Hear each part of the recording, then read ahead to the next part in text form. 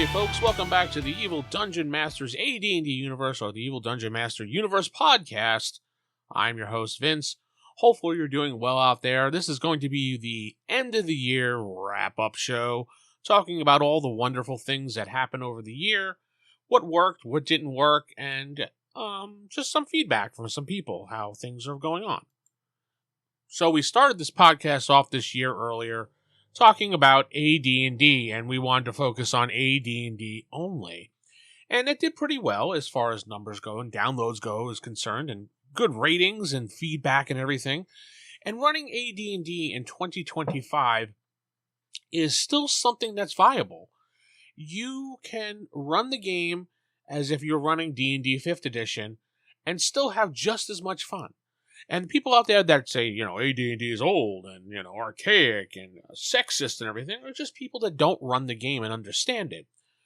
It is a game that is based on rulings and fear as far as your character's concerned. And I'm not talking about fear as far as, fear of the DM or whatever, because, yeah, it is a DM versus player adversarial type situation if you run it that way. And if you do run it that way, that is perfectly fine. I have no issue with that. And sometimes that can be fun. And I don't think AD&D is a story-based game where you're all sitting around creating a story together. Now, some people might argue with me with that. And no, you're perfectly right. You can do whatever you want with your game. That's the good thing about all role-playing games. Nobody is going to come to your house and tell you how to run the game. The only people that are going to have a problem with the way you run your game is your group and you. Or your DM and you. That's it. You guys hash that out. Boom, done. As long as y'all having fun at the table, then who cares? And I know there's some people that argue about that. It's not about having fun at the table. It's about running consistency and running by the rules. No, it really is not. You can run anything. And as long as the people who are sitting with you agree and run these things, it is perfectly fine. You can argue with that, and I will stand on that hill. I do not care. There were a few episodes during this year that kind of stood out, and a lot of people really enjoyed. When I mostly talked about monsters like orcs with pig faces, and did a little dive into the orcs, people seemed to like that. They like the 0 hit points dead, really not so fast episode. When I did some talk about theater of the mind, people like that. Talking about the appendixes of the DM guide really generated a lot of discussion when it came to the rules for the game. Talking about spells also generated some good feedback and downloads, especially things like the death spell, or rules from the Unearthed Arcana like grappling rules. A lot of people don't understand those, so that generated a lot of good discussion when it came to reading those rules out loud, and people discussed it on YouTube and Spotify. I did an episode about the sub-races of elves from the Unearthed Arcana as well, and a lot of people really enjoyed that. Now, I think a lot of the episodes, as I'm looking through them of the year, were hit or miss, but the good ones were the ones that really explored things a little bit more detailed than just a narrow surface touch on them. So as the year went on, the numbers increased. I brought this podcast back from pretty much, near extinction in 2024 towards the end, when I was only getting no downloads because the podcast was dead. And then I brought it back and started advertising and started just, doing a podcast on a regular basis, and people seem to enjoy that.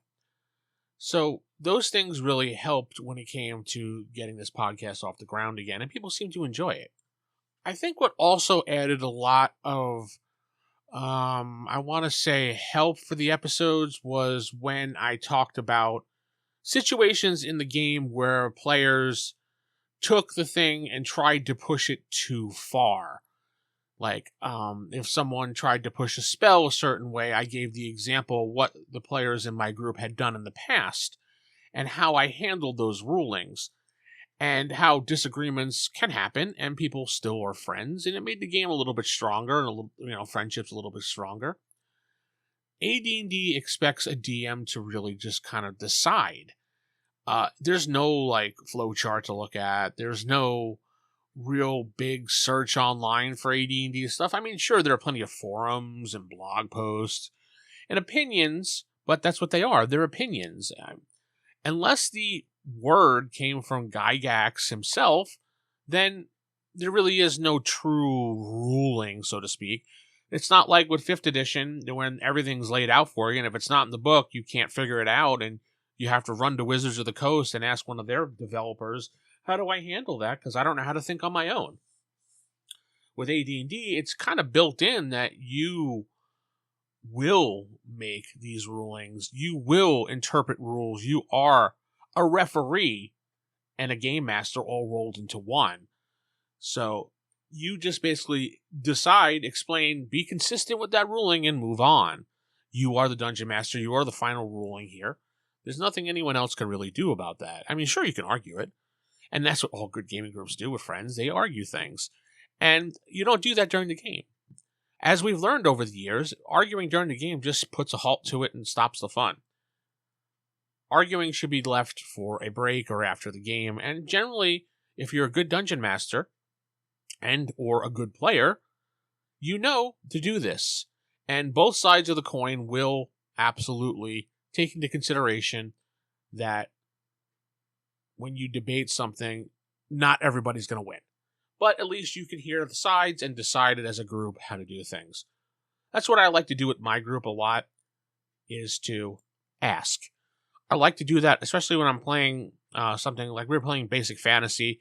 I will, during the game, if something is confusing to us, the group, I'll make a ruling right then and there, and I'll say, does that sound fair to everybody? And they seem to like that. They like the feedback of that. And generally we'll be like, okay, that's cool. Yeah.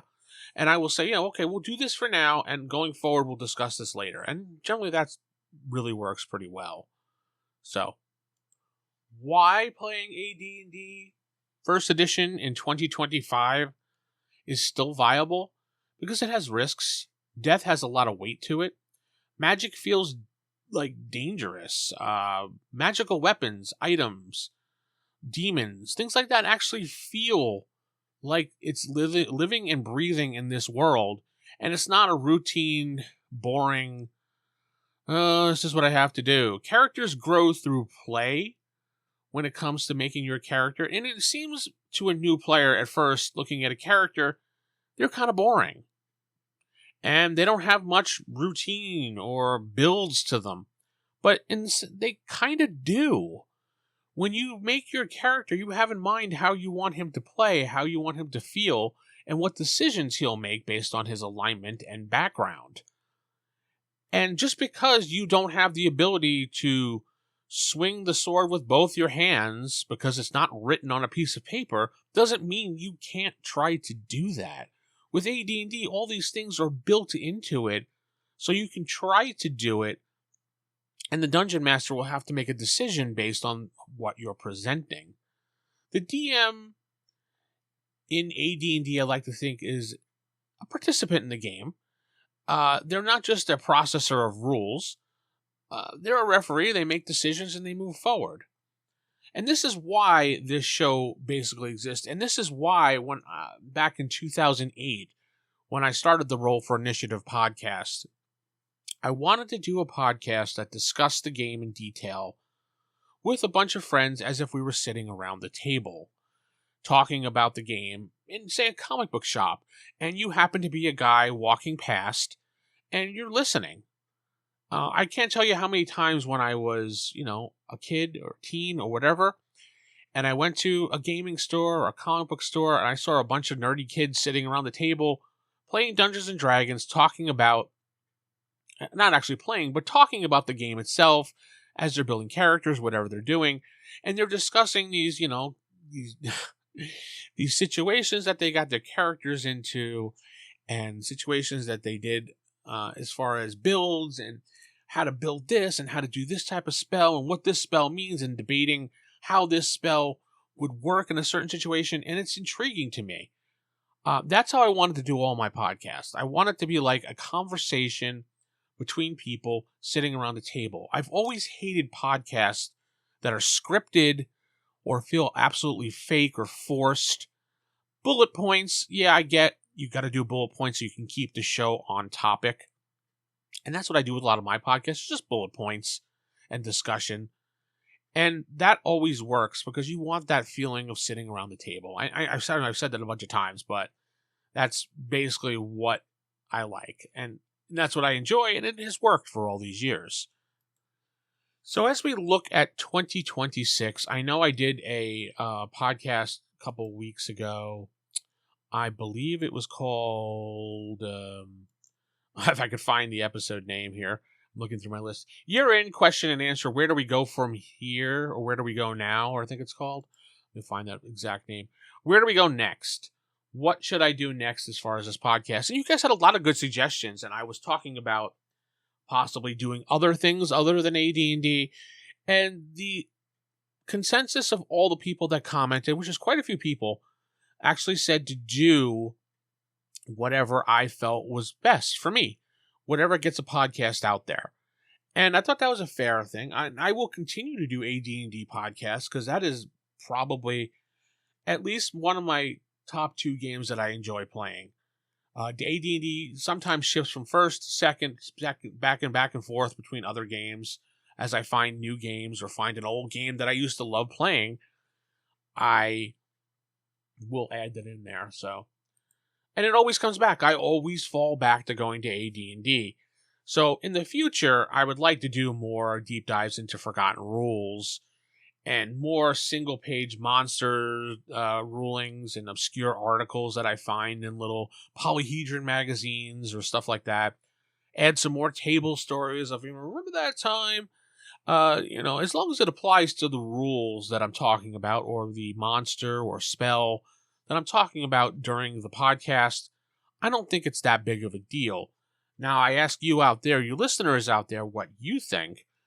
And I want to know what you want to hear more of when it comes to AD&D. Do you like rules? Do you like monsters? Do you like modules? Or do you like DM advice? I want to add more segments for that. And as far as DM advice, those will really fall upon people asking questions. So if you have questions, I will try to answer them based upon AD&D. Now, I will throw in other things as I am reviewing them. There are plenty of fantasy games out there that we can talk about when it comes to D&D. And I'm not talking about other D&D editions because I would just stick with AD&D 1E and stick with that. But there are plenty of things like Fantasy Age, D6 Fantasy, things like that. Other fantasy games, and we can compare them to AD&D like we tried to do on Roll for Initiative for quite some time. We jumped into other games. Hopefully that'll make people happy. So I just want to say thanks for listening. Hopefully you guys will have a good new year, and I will see you in 2026. The Evil Dungeon Master YouTube channel will be back. I have a video coming out actually Friday. I believe that's Friday. Yeah, Friday the 2nd. January 2nd, talking about a game that I enjoy. It's like an overview of a game. It's a D6 based game. You'll just have to wait and see when that comes out. So with that said, I'm going to head out. Keep it original, keep it old school. Good night, God bless, and Happy New Year to everybody.